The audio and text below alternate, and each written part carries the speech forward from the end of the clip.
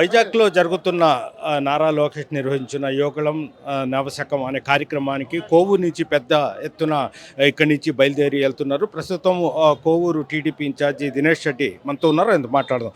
దినేష్ రెడ్డి గారు చెప్పండి, మొత్తం ఎంతమంది వెళ్తున్నారు? ఈ కార్యక్రమం ఒక ఉద్దేశం ఏంటి? ఇప్పటికే తెలుగుదేశం పార్టీ మాకు దాదాపు 7 రైళ్లని కేటాయించడం జరిగింది.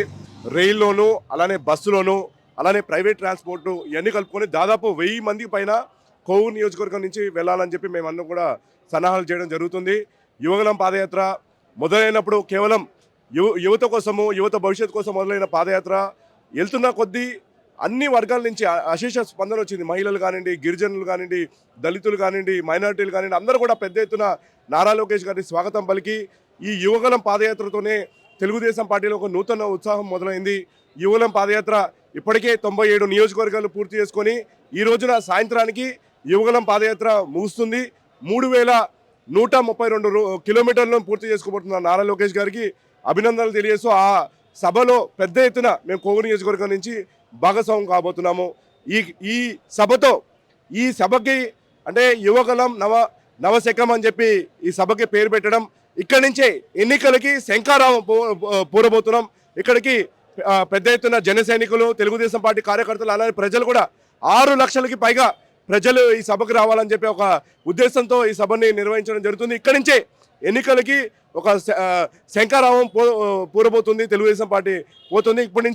ఇప్పటిదాకా తెలుగుదేశం పార్టీ చేపట్టిన యాక్టివిటీస్ ఒక లెక్క, ఇక్కడి నుంచి ఒక డిఫరెంట్ స్ట్రాటజీతో ముందుకు వెళ్ళబోతున్నాం.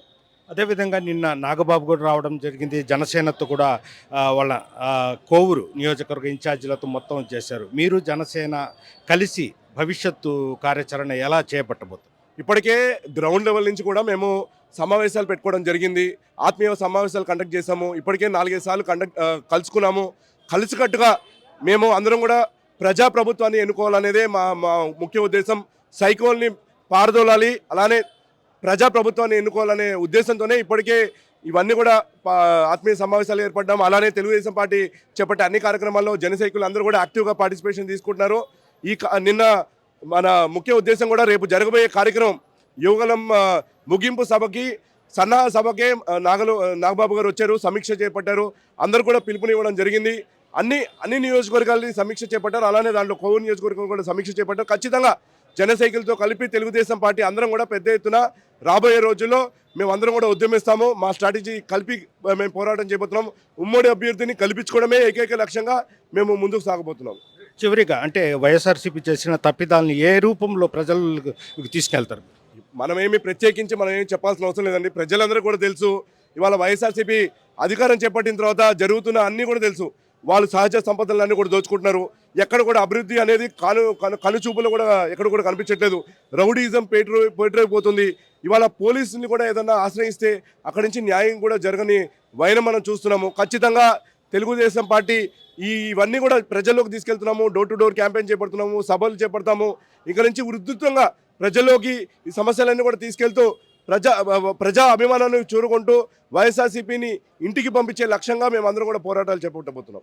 ఓకే, థ్యాంక్ యూ అండి. ఇది పరిస్థితి. జన సైనికులు అదేవిధంగా కోవూరు నియోజకవర్గానికి సంబంధించిన మొత్తం ఆత్మీయ సమావేశం కూడా ఏర్పాటు చేయడం జరిగింది. భవిష్యత్తులో 2024 ఎన్నికల్లో కలిసి పోటీ చేసి కూడా వైఎస్ఆర్సీపీ పార్టీని ఇంటికి పంపిస్తామని కూడా దినేష్ రెడ్డి చెప్తున్నారు. వీడియో తెలుసు వంశీతో గయాజ్ RTV నెల్లూరు నుంచి. మరిన్ని వీడియోస్ కోసం ఛానల్ సబ్స్క్రైబ్ చేయండి. లేటెస్ట్ అప్డేట్స్ కోసం వాట్సాప్ ఛానల్ ఫాలో చేయండి. అండ్ లింక్ డిస్క్రిప్షన్ లో ఉంది.